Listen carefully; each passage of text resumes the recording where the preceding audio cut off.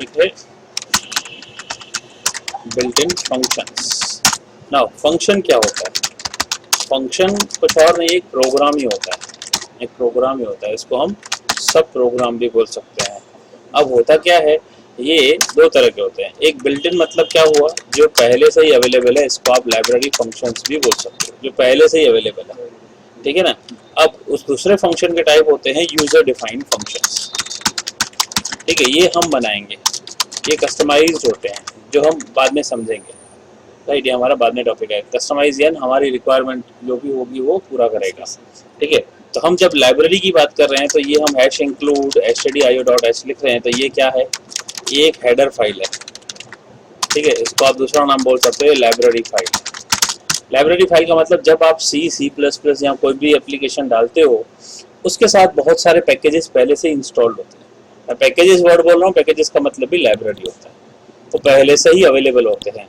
तो जब इंस्टॉल होते हैं तो उनके साथ बहुत सारे फंक्शंस हैं, बिल्ट इन फंक्शंस, जो पहले से ही हमारे पास लाइब्रेरी में आ जाते हैं।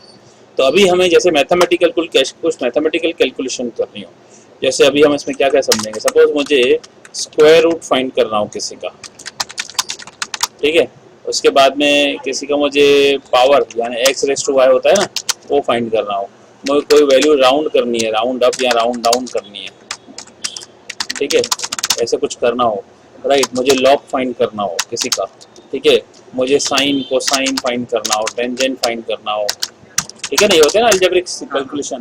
तो ये सब फाइंड करने हो तो मुझे इतनी सारी कोडिंग करने का, कहाँ से नहीं, कुछ नहीं करने का, हमें क्या करने का, एक लाइब्रेरी आती है, ऐसी बहुत सारी लाइब्रेरी होती है, ये स्पेशली मैथ के लिए, ठीक है, ये मैथ के लिए। तो अगर हम मैथ में देखेंगे कि गूगल में जाते हैं, एक काम करते हैं, ठीक है, मैथ लाइब्रेरी देखते हैं हम लोग, right. Let us check here, Google open किया है। अगर मैं बोलूँ math.h, यहाँ लिख रहा हूँ फंक्शंस इन सी, कि मैथ के math.h क्या है, मैथ हमारी लाइब्रेरी फाइल है, इसके अंदर कौन से फंक्शंस हैं सी में, वो बताओ। तो देखो ये क्या बता रहा है, यहाँ लिंक करेंगे इसको, ये देखो एक पर्टिकुलर, और यहाँ भी गीक्स अलग अलग आपको वेबसाइट के इसका डिटेल मिल जाएगा। अब देखो यहाँ पे क्या दिया हुआ है, एकॉस, ये क्या है, आर्क कोसाइन। आर्क कोसाइन क्या होता है, ट्रिग्नोमेट्री में होता है, ठीक है ना। ये टेंजेंट, रेडियंस, राइट, ये कोसाइन, राइट, ये हाइपरबॉलिक, ठीक है, साइन, ये सब अगर मुझे ये सब चीज़ों का कैलकुलेशन करना हो, ठीक है, तो ये क्या लिखा है, returns the e⁻x power exponent, right. अब देखो इसके बाद में log, returns the natural logarithm base e logarithm of x, log 10, पता है ना, log 10 बेस 10 होता है लॉगरिथम ऑफ x, ठीक है। ऐसे ही mod f, the return function fraction component part of the decimal sets integer to the integer component, ठीक है, ऐसे। तो ये पावर, ये स्क्वायर रूट, ये सीलिंग, राइट, सील, राइट। इसके बाद में ये एब्सोल्यूट नंबर, ये फ्लोर नंबर, राइट, ये returns the remainder of x divided by f mod, ऐसे डबल वाली वैल्यू भी अगर मुझे करनी हो तो। अब चलो देखते हैं इसका, इनमें से कोई सैंपल यूज करते हैं। आपको क्या करने का है, ये रेफर करना हो, किसी को भी रेफर करना हो, ठीक है, किसी को भी, जैसे log 10 फाइंड करना है तो इसको क्लिक करो, यहाँ पे आपको log 10 का एक एग्जांपल देगा। देखो सी लाइब्रेरी फंक्शन डबल यानी डेटा टाइप है, ये डबल डेटा टाइप है, ये रिटर्न करेगा। log 10 फंक्शन का नाम है, इसके अंदर वैल्यू लेगा, वैल्यू को कुछ भी, यहाँ डबल वैल्यू है वो x नाम दे दिया गया है। Returns the common logarithm base 10 logarithm of x, like following declaration of log 10 double x, ऐसे दिया है। Parameter x the floating point value, this function return the common logarithm of x, value x greater than 0, right. अब जैसे यहाँ पे example दिया, क्या है, x इज इक्वल टू 10,000, तो अब क्या है, finding the value of log 10 10,000, ठीक है ना। log 10 10,000 की वैल्यू कैसे फाइंड करने का, तो return is equal to log 10 of x की वैल्यू 10,000 है, तो log 10 of percentage LF is this, ये रिटर्न। परसेंटेज LF क्यों लिखा है, डबल डेटा टाइप लिया है, ठीक है, डबल लिया इसकी वजह से। चलो इसको मैंने कॉपी पेस्ट किया, L डबल है ना, डबल लिखा है ना इधर, डबल के लिए LF, फ्लोट लिखोगे तो F, ठीक है, फ्लोट लगा दो F। तो ये देखो x की वैल्यू, ठीक है, यहाँ पे वैल्यू बदलते ही, ठीक है, हम इसको सेव करते हैं UDF, रन करते हैं। देखो इसका log 10 ऑफ 10,000 कितना होता है? ये होता है 4। अगर मैं बोलूँ 10 नहीं, मुझे सिर्फ 100 का चाहिए, देखो 100 कितना आएगा? 2। ठीक है, ये अलग अलग। अब ये 1 का कितना आएगा? देख लो 0। राइट, तो जो हम वैल्यू फाइंड कर रहे हैं उसका लॉग फाइंड करना हो, log 10 फाइंड करना हो, इस तरह से भी ये फंक्शन। अब मुझे बताओ, हमने यहाँ कुछ मेहनत की कि खाली ये फंक्शन का इस्तेमाल किया? ये फंक्शन कहाँ से आया? ये फंक्शन इसमें से आ रहा है। अगर मैं इसको हटा दूं, तो ये काम ही नहीं करेगा। देखो, राइट, ये एरर। अब एरर क्या देता है? लेट अस सी। व्यू में जाते हैं, फ्लोटिंग रिपोर्ट विंडो, ये देखो क्या आया? log 10 was not declared in this scope, यानी ये कोई डिक्लेयर ही नहीं किया हुआ। तो डिक्लेयर कहाँ से होगा? डिक्लेयर कहाँ से होगा? जब आपने यहाँ पे डाला हुआ है डिक्लेरेशन, सब कुछ इसके अंदर है। तो ये क्या कर रहा है? जैसे ही यहाँ आ रहा है तो ऊपर देख रहा है ना, 2 फाइलें हैं, तो इनडायरेक्टली इस फाइलों में जो लिखा है ना, वो सारा इस प्रोग्राम का हिस्सा बन गया। समझे? तो आपने जो पहले भी लिखे थे ना stdio, मतलब क्या है? ये सारी चीजें आप इस फाइल का हिस्सा बना के इसमें डिक्लेयर कर देते थे, यानी सारा लिंक कर दिया इसके साथ। इसके बदले हम include stdio वही नहीं लिखे, उसके बदले अगर आप ये नहीं लिखोगे तो ये क्या करेगा? ये printf का एरर देगा। ठीक है, ये printf के लिए बोलेगा ऐसा कोई स्कोप ही नहीं डिक्लेयर किया आपने। ठीक है ना, तो printf भी तो आप यूज करो, तो printf भी क्या है? एक फंक्शन है। ठीक है, बताया था ना printf क्या फंक्शन है? सिंपली जो प्रिंट करता है। लो, अब इसके लिए हम stdio लिखते हैं हमेशा। मैंने क्या बोला? धीरे धीरे जैसे आगे बढ़ोगे चीजें पता चलते जाएंगे। तो ये हो गया, डेटा टाइप हो गया डबल, यानी बड़ी वैल्यू डालनी हो हमें ऐसे। ठीक है, अब ऐसे ही ये देखा, सिंपल सा एग्जांपल। दूसरा भी देख सकते हो, जैसे ये अभी तक तुमने मॉडुलस ऑपरेटर यूज किया ना? ठीक है ना, जिसमें आप इंटीजर वाला ही रोल लेते थे, लेकिन अगर आपको इंटीजर की जगह पे डबल यानी कि फ्लोटिंग वैल्यू का मोड चाहिए, ठीक है, तो ये एफ मोड फंक्शन यूज होता है। देखो, कॉपी कर रहा हूँ, पेस्ट कर रहा हूँ। ए और बी, ए की वैल्यू 9.2, बी की वैल्यू 3.7, सी की वैल्यू। अब देखो ये क्या है? Remainder of percentage F and divided by percentage D. तो परसेंटेज डी है सी। ठीक है, अब ए क्या है? ए है 9.2 को, अगर 9.2 को 2 से डिवाइड करोगे तो रिमाइंडर 1.2। अगर आप ये इंटीजर से करोगे तो इंटीजर से एरर आता है, लेकिन यहाँ पे आप देखो 1.2 आ रहा है ना? राइट, ये फ्लोट या डबल से करना हो तो हमें फंक्शन यूज करना पड़ता है एफ मोड। ये एफ मोड है, अदरवाइज क्या होगा? ये जो है हमारा मॉडुलस ऑपरेटर, यहाँ मॉडुलस तो हमने यूज ही नहीं किया, हमने डिवाइड यूज किया ना, यूज किया कुछ नहीं किया।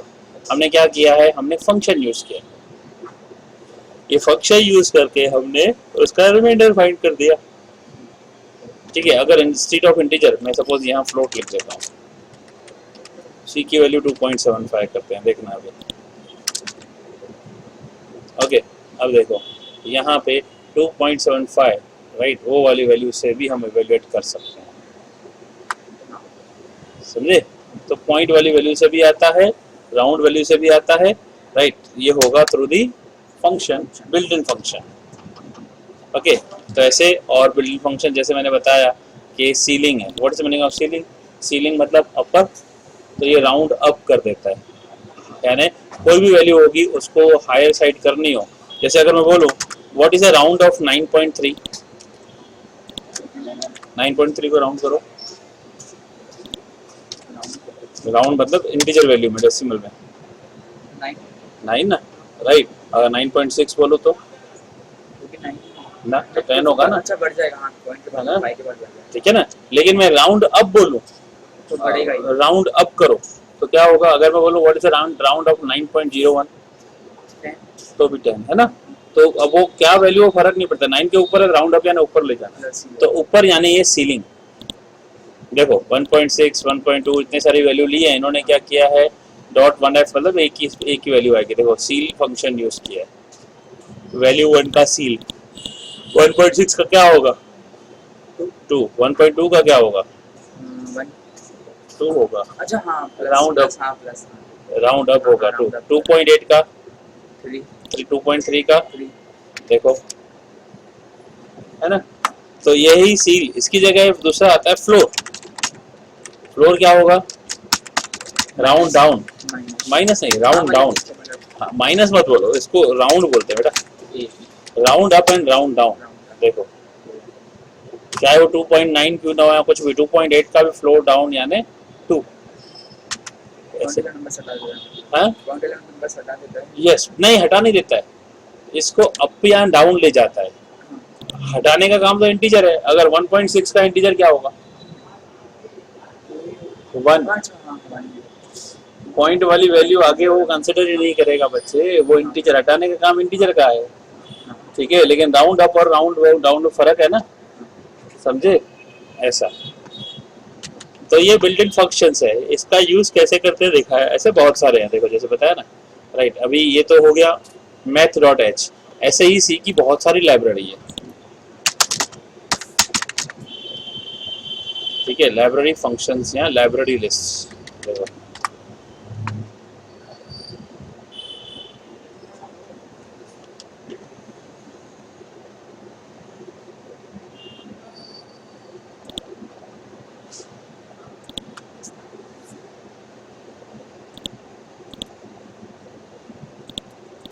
देखो इतनी सारी library, stdio, conio, string, standard library, math, time, c type, ये सब इतने सारी हैं, ठीक है ना। अब इसमें से एक और सकते हैं हम रैंडम नंबर, रैंडम नंबर समझते हैं, रैंडम नंबर भी समझते हैं, लेकिन ये फंक्शंस क्लियर हुए, ये क्लियर हुए ना, राइट। अब इसके बाद और भी लाइब्रेरीज हैं, जैसे सी टाइप है।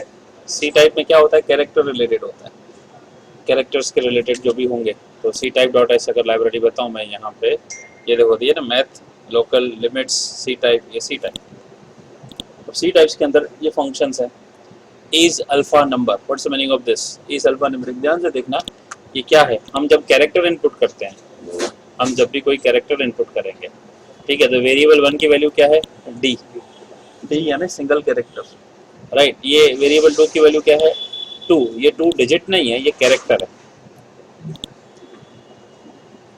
सिग्नल कोड पर लिखा है ना, variable is equal to slash t क्या है, टैब, ठीक है। और ये वाइट स्पेस, सिंगल स्पेस, ठीक है। 4 वेरिएबल की चारों जगह। अब देखो क्या लिखा है, if is alpha numeric variable.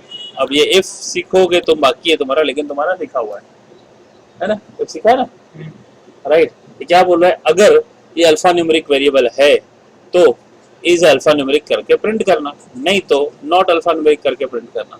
अब अल्फा न्यूमेरिक का मतलब डी अल्फाबेट या न्यूमेरिकल कैरेक्टर है कि नहीं,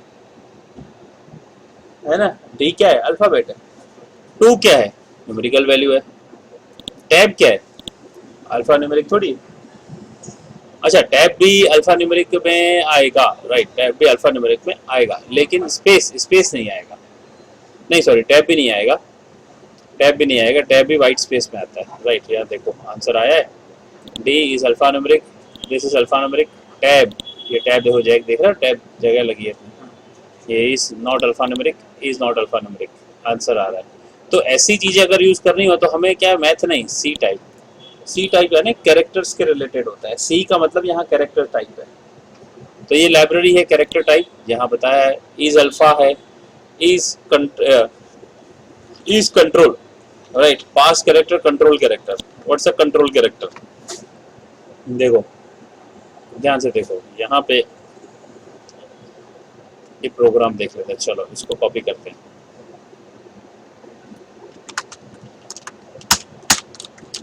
सेव करते हैं।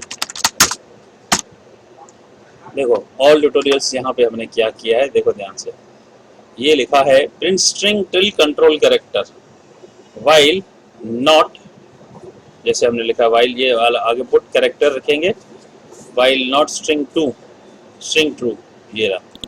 देखो अब ये देखो, देख रहे हो, ऑल स्पेस, उसके बाद जैसे ही स्लैश ए आया, तो स्लैश ए क्या है, ये कंट्रोल कैरेक्टर है, एस्केप सीक्वेंस कैरेक्टर होती है। तो जैसे ही ये आया, यहाँ पे इसका रुक गया। ऐसे ही ट्यूटोरियल्स के बाद में यहाँ स्लैश एन क्या है, न्यू लाइन करते हैं ना, तो ये नया लाइन, वहां पे ये जाके ब्रेक होके यहाँ से ऑल ले लिया, ट्यूटोरियल्स वहां से लिया। हुआ क्या, ये ऑल ट्यूटोरियल्स कहाँ से आया, ऑल यहाँ से आया, ट्यूटोरियल्स यहाँ से आया। लोग तो समझता है ना। तो देखो क्या बोला है, जब तक कंट्रोल कैरेक्टर नहीं आ जाता तब तक प्रिंट करो, तो इसने ऑल प्रिंट किया। और फिर दूसरे में क्या, जब तक कंट्रोल कैरेक्टर नहीं आ जाता है और फिर करो, तो ये देखो यहाँ ट्यूटोरियल पर स्लैश एन, तो ये ऑल ट्यूटोरियल्स आया और उसने फिर ब्रेक कर दिया। तो स्लैश ए और ये स्लैश एन तीनों सी टाइप में ही है। नहीं, स्लैश ए स्लैश एन ये जो भी है ना, ये एस्केप सीक्वेंस कैरेक्टर होते हैं, कंट्रोल कैरेक्टर्स बोलते हैं उसको, एस्केप सीक्वेंस कैरेक्टर बोलते हैं। ठीक है, अब देखो यहाँ पे अकॉर्डिंग टू स्टैंडर्ड आस्की ये दिया है ना, क्या चीज है बताता हूँ। देखो क्या लिखा है, स्टैंडर्ड आस्की क्या होता है बताऊंगा मैं। आस्की तुम्हें बताया हुआ है ना, इसको नहीं पता है। हाँ देखो राइट, क्या लिखा हुआ है, specific compiler implementation for certain platform में define additional control character. Right, इसमें एक्स्ट्रा आस्की पे डिपेंड करता है। राइट, यानी ये कंपाइलर पे डिपेंड करता है कि एक्स्ट्रा कैरेक्टर्स भी उसमें हो सकते हैं। राइट, तो यहाँ पे जैसे ये दिया है, ये इनकी आस्की की वैल्यू होती है। C is a character to be checked, जो हमने देखा अभी एक एक कैरेक्टर चेक करके देख रहा है। ठीक है, ये फंक्शंस जो हैं थोड़े एडवांस के थे, तेरे को नहीं पता है, उसको पता है। राइट, ये जो चीज़ें तो इस लेवल में नहीं पहुंचा, इसलिए तेरे को शायद कहीं ना कहीं लगेगा क्या है। अब जैसे इज लोअर का मतलब कोई भी लोअर कैरेक्टर है कि नहीं। अब देखो ये क्यू लोअर है क्या, कैपिटल है ना, ये क्यू लोअर है। राइट, तो ये अब ये चेक करना हो कि ये लोअर है कि नहीं। राइट, तो सी टाइप जैसे फंक्शंस का इस्तेमाल किया जाता है। ठीक है, सी टाइप लाइब्रेरी के थ्रू ये इस फंक्शंस का इज लोअर, इज प्रिंट, इसका मतलब वो चेक करके बताएगा। अब इसके अलावा होता है टू लोअर, यानी कैपिटल को लोअर कन्वर्ट करो। राइट, ऐसे ही टू अपर, लोअर को अपर केस में कन्वर्ट करो, ऐसा। राइट, फिर डिजिट्स के रिलेटेड है, सेट ऑफ होल नंबर्स है, कैरेक्टर क्लास क्या है, हेक्साडेसिमल है, लोअर केस है, अपर केस लेटर है, लेटर्स है, ऐसी काफी सारी लिस्ट है बेटा, बहुत लंबी चौड़ी लिस्ट है, और खुद की भी बना सकते हैं हम। देखो सी टाइप और मैथ जैसे वैसे सी टाइप मैथ्स अपने, उसके बाद स्टैंडर्ड लाइब्रेरी यूज करेंगे, स्ट्रिंग यूज करेंगे। राइट, हम लोग यूज करने वाले हैं जो ये स्ट्रिंग यूज करेंगे, स्टैंडर्ड लाइब्रेरी करेंगे, stdi ऑलरेडी कर दिया आपने, है ना। ठीक है, इसके बाद मैथ किया आपने, लिमिट्स करोगे आप। ठीक है, सी टाइप करोगे आप, ऐसे बहुत सारी चीजें हैं, टाइम डॉट एच भी है। ठीक है, इन सबका ये लाइब्रेरी फंक्शंस हैं। अगर आपको कोई रेफर करना हो तो इसके बारे में पढ़ सकते हो, देख सकते हो कि क्या क्या चीजें हैं। हम लोग क्या है वो कंसेप्ट समझ रहे हैं कि किसी को भी आगे जो नया आएगा और इम्प्लीमेंट आपको समझ में आना चाहिए ना कि लाइब्रेरी फाइल से इम्प्लीमेंट कैसे किया जाए। तो ये लाइब्रेरी फाइल है। चलो अभी हम इसके बाद में रैंडम देखते हैं। ये तो सिंपल बिल्ट इन थे जिसमें मैंने तुम्हें सी टाइप बताया और बताया मैथ क्या है। ठीक है, डाउट हो तो इस वीडियो को देखते रहना जब भी हो।